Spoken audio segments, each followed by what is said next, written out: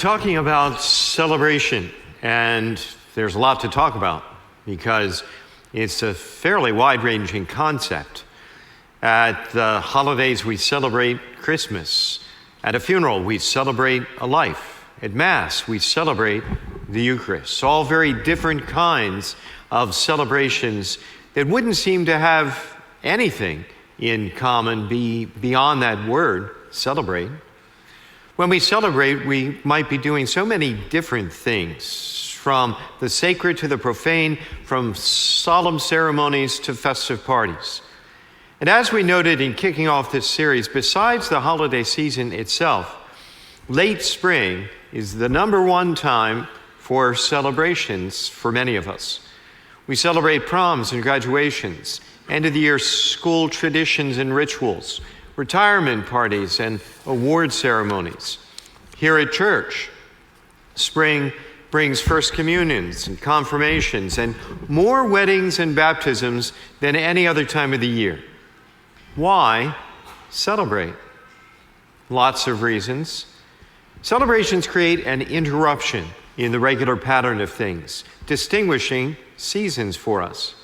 Celebrations also force us, at least for a little while, to put aside fears and frustrations and troubles and trials and focus on the positive.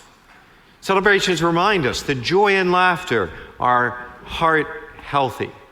Celebrations connect us in community. Celebrations can powerfully underscore what makes life truly good and of lasting value, friends and family.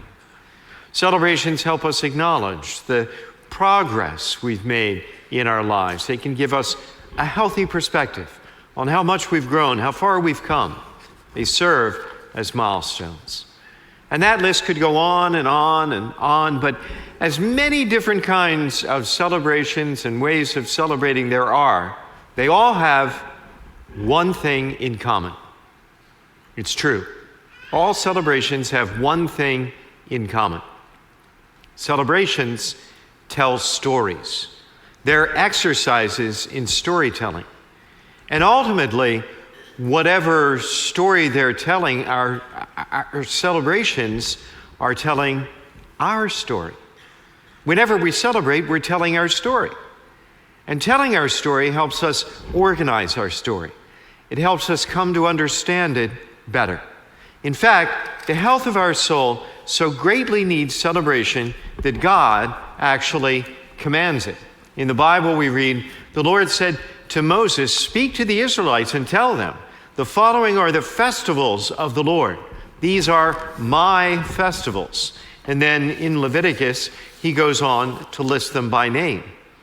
The Hebrew word for festival or celebration is actually closer to our word appointment. In these laws, God was setting divine appointments placed on Israel's calendar so that his people would remember him and the gifts he gave them throughout the course of the whole year. Besides the weekly Sabbath, there were a number of annual feasts throughout the year. Feasts like Passover and Rosh Hashanah. The feasts celebrate Israel's history, Israel's story. In the same way, the church celebrates 4 feasts, also called solemnities, every year at this time of year. They remind us of 4 key truths of our faith and what's most important. And so in this series, we're looking at these feasts and why they matter. Always closing out the Easter season, they are in order: Ascension, Pentecost, Trinity Sunday, and Corpus Christi. Last week, we celebrated the Feast of the Ascension. We did so in the context of national mourning for the tragedy in Uvalde, Texas. The Ascension underscores the truth that Jesus now sits at the right hand of the Father and has authority over all things.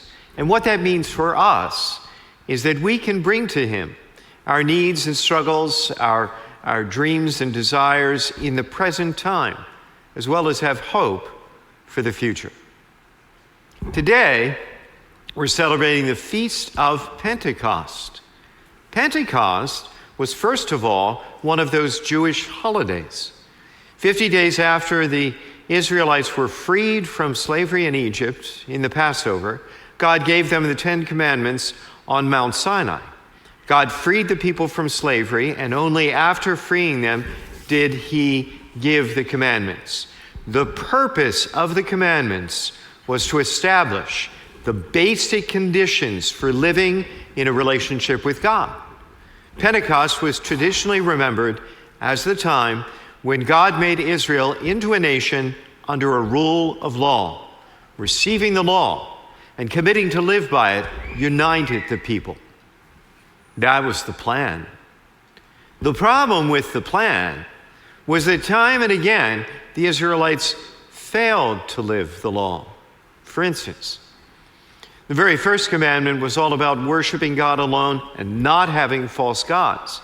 But even before Moses had finished receiving the other commandments, the Israelites were actively violating that one, worshiping the golden calf. That disobedience would become the pattern moving forward. So each year, pious Jews would come together to Jerusalem at the Feast of Pentecost precisely to pray for the power to live the law. Anyway, here's what Luke writes about the Pentecost that took place 50 days after Jesus' resurrection. When the time for Pentecost was fulfilled, they were all gathered in one place. They refers to the apostles, Jesus' mother, Mary, and a total of 120 other disciples praying together and waiting together, just as Jesus told them to do. They were gathered to wait, but wait, for they knew not what. As an aside, I think this passage does speak to the value of gathering together in person for worship. Gathering together is one way we can open ourselves up to receive the Holy Spirit and experience the Holy Spirit's presence and power. That's why, together with actually receiving Holy Communion at Mass, it's important that we continue to gather in person as a church family here in our church sanctuary. Of course, we remain 100% committed to our online broadcasts and equally committed to making our broadcasts of the highest quality available anywhere. We love our online congregation. We honor and value you. At this point, you're far, far larger than our in-person congregation. And obviously, hopefully, you will continue to grow. But however often you worship with us online, or even do so exclusively, you can keep in mind that idea of gathering too. Think about it. Gathering your family together at Mass time and celebrating Mass together. Inviting friends and family over to join you. Being more deliberately present in the chat. They can all be ways in which you gather online. Bottom line, point being, gathering in worship can be an effective way to open us up to the presence and power of the Holy Spirit. And that's exactly what happened at that first Pentecost. They were gathered together, and suddenly there came from the sky a noise like a strong driving wind, and it filled the entire house. Then there appeared to them tongues as of fire, which parted and came to rest on each of them. Luke here deliberately depicts the events of the Pentecost in a way that harkens back to the events on Mount Sinai. Exodus tells us, and suddenly Mount Sinai was wrapped in smoke because the Lord descended upon them in fire, and the whole mountain quaked greatly. Notice the similarities here. Both events involved fire in unexpected ways.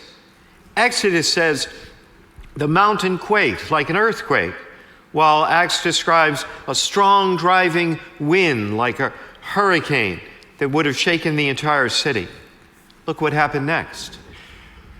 And they were filled with the Holy Spirit and began to speak in different tongues. And there were devout Jews from every nation under heaven staying in Jerusalem. At the sound, they gathered in a large crowd. Pilgrims flooded into Jerusalem for Pentecost every single year. The city would have been flooded with visitors. It was actually the largest celebration of the whole year. Think Super Bowl Sunday. But they were confused because each one heard the apostle speaking in his own language. They were astounded, and in amazement they asked, "Are not all these people Galileans?" So the first apostles and disciples were mostly from a region called Galilee. Galileans were not known at that time for their education, far from it. They were fishermen and laborers and simple, uneducated people who spoke a provincial form of Aramaic. But suddenly now they're multilingual, speaking to everyone from everywhere. Parthians, Medes, Elamites, inhabitants of Judea and Asia, Egypt, Libya, Rome, everywhere. Well, the law was given as a gift because it showed the Jewish people how God wanted them to live. But it couldn't provide the power to actually live it. As the Israelites failed time and again, it led to their defeat and destruction as a sovereign nation. They became dispersed, a diaspora among many nations. Here at Pentecost, the Holy Spirit comes to give the power to actually live the law, uniting them together again, able to understand one another again. But that's not all, because the story concludes, then Peter stood up with the 11, raised his voice, and addressed the crowd. Peter goes on to preach a powerful sermon, introducing the crowd to Jesus as the fulfillment of all God's promises to Israel. By the way, a great homework assignment this week would go to Acts chapter 2 and read that sermon of Peter's, because it very succinctly sums up a lot of the history that led to the Pentecost. Anyway, Peter preaches, and his words cut right to the heart of the people.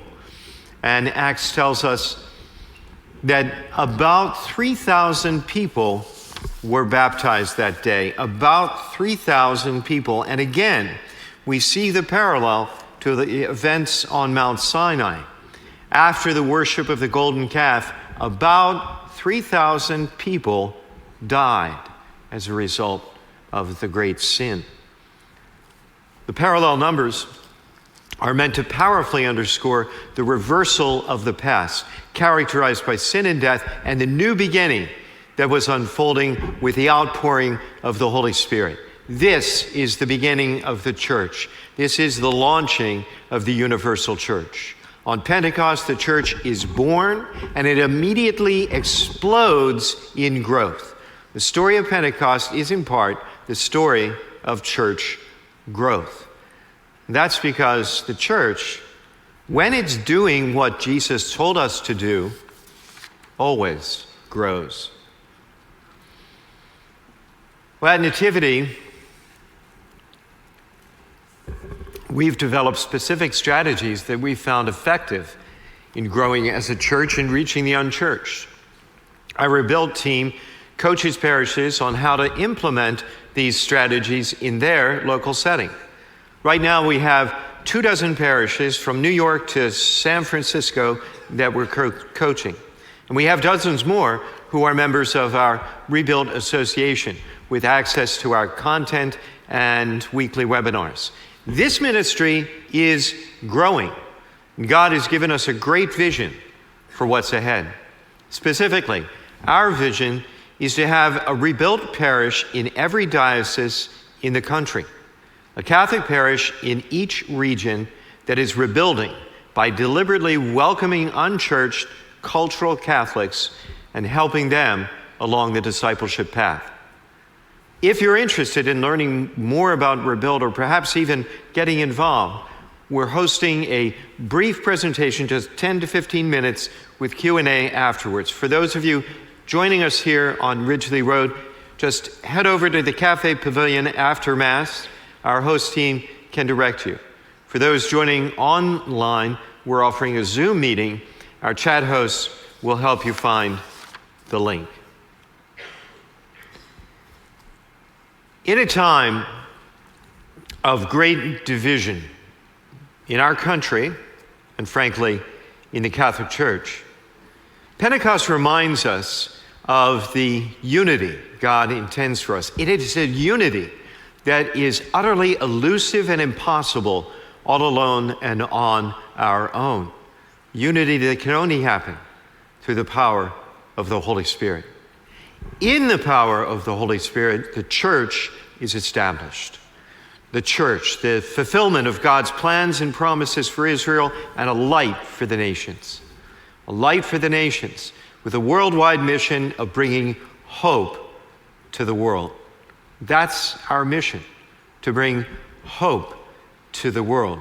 And Pentecost Sunday reminds us, because we need reminding from time to time, that we have the privilege of serving that mission in our generation. And that's worth celebrating.